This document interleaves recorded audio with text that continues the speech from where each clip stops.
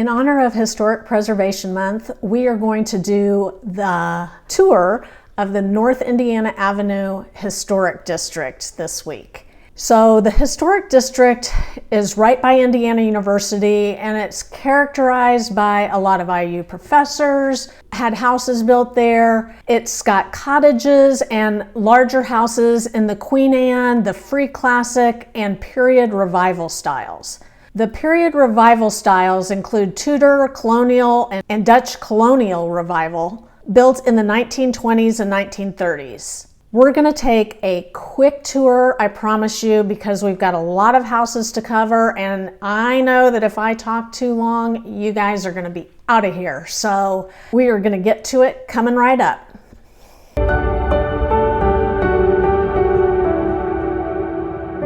My name is Wendy Kohlmeyer. I'm with B-Town Realtors, and we are going to take a tour of the North Indiana Avenue Historic House Tour.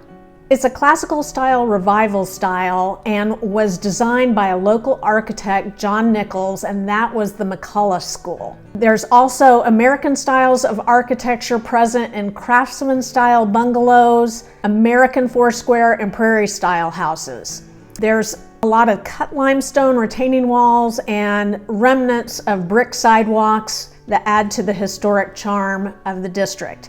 Now, what's sad is that a lot of these houses have been purchased by investors and they are student rentals. And to me, being a townie, student rentals and historic houses don't mesh together because we all know what students do to a house, right? So it was interesting on this tour that 99.9% of the houses were student rentals. So you can see what they were in their former glory if you use your imagination, but we're gonna go through really quick and talk about these different period houses. As early as 1857, an attorney and farmer named Moses Dunn inherited a 160-acre tract of land that is now the North Indiana Avenue Historic District. When IU began to grow and moved to its new location in Dunn Meadow in 1884, that's when the growth began to occur. And honestly, Dunn Meadow was right across the street from where these houses started. So the first up was the Sigma Pi House at 201 North Indiana, built in 1929. The Sigma Pi was established in 1905 and they built this house in 1929. It's a large Tudor revival and is distinguished by a cut ashlar limestone facade, larger gables, a small entrance gable, and half timbering on the west side. The steeply pitched slate roofs shelter a formerly open arched porch on the south and a blind arcaded room on the north.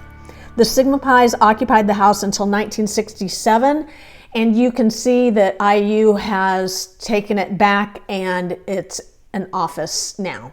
So right next door to it is 528 East 7th, circa 1890, and it's a pyramid roof wood frame cottage that has two gabled bays and a conical roof over the corner of the porch. Bert and Elizabeth Cole lived here. He was a civil engineer, and he would be so sad to know that the students have the most epic kegers on the porch of this house. If you come through here on a home game Friday in the fall, you will be seeing more students and more beer drinking and beer pong than you could imagine possible on this porch. So there's that.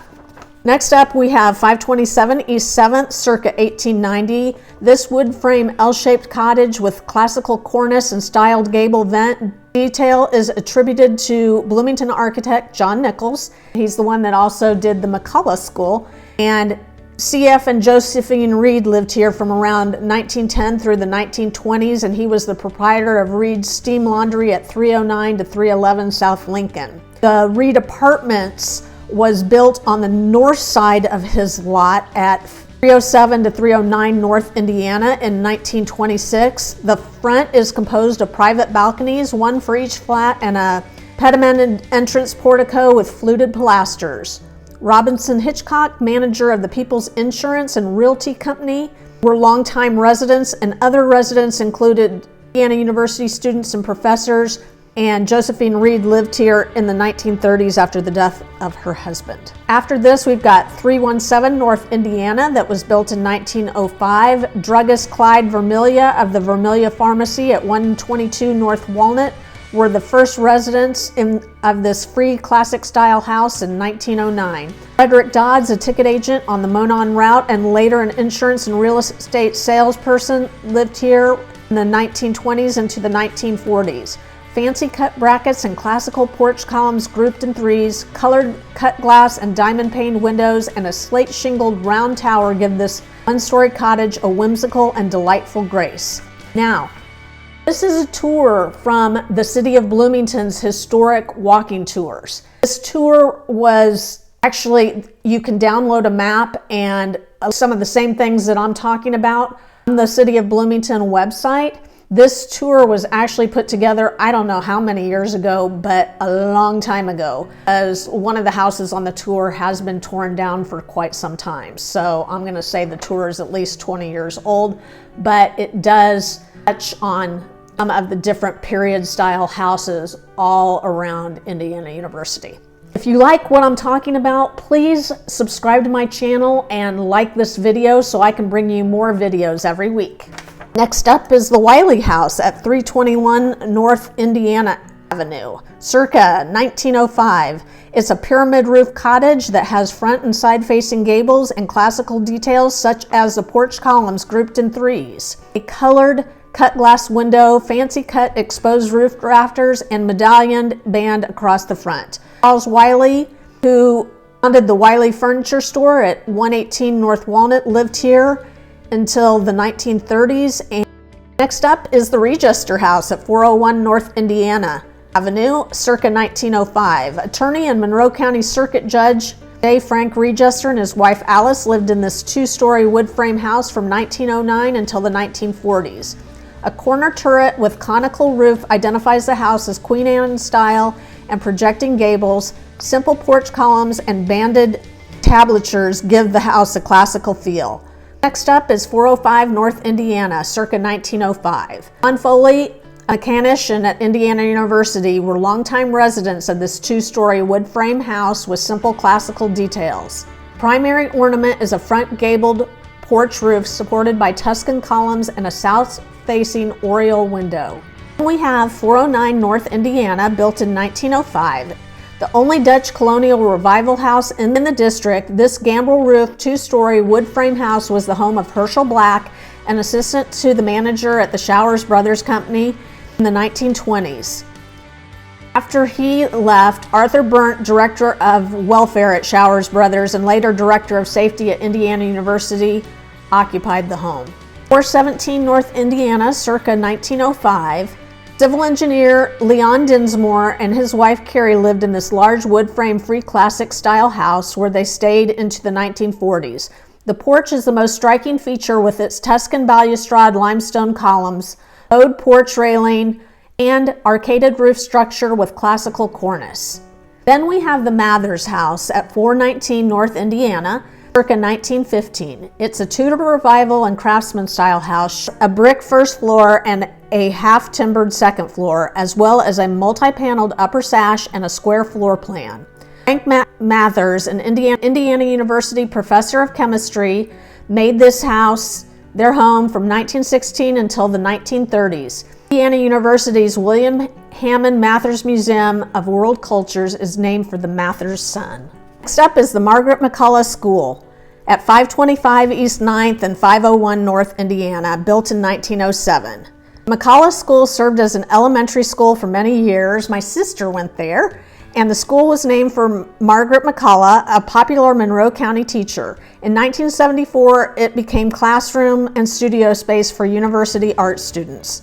The oldest part of this large brick classical revival school was designed by architect John Nichols and has two full stories on a raised limestone foundation. Next one on the tour was 414 North Dunn Street. It was a craftsman bungalow, but was torn by Indiana University and has been torn down, which is kind of a shame, but it was probably in such rough condition from student rentals. That's what happens. We have 403 North Dunn Street, built in 1916. A laundress, a chauffeur, a tailor, and a fireman were all residents over the years in this craftsman bungalow. The low-pitched roof, battered porch posts, and knee braces are all common features of the style. Further around the corner, we have the Lindley House at 515 East 8th in 1910. This brick and wood frame American Foursquare and Prairie style house was originally the home of Ernest Lindley, Indiana University professor of philosophy and psychology, and two sororities, Sigma Pi Upsilon and Sigma Delta Tau, were housed here in the 1930s. Wide overhanging eaves and an east wing give the square house a horizontal orientation, reflecting the influence of the Prairie style introduced by Midwest architect Frank Lloyd Wright. Next, we have the Brooks Henley House at 512 East 8th Street, built in 1913.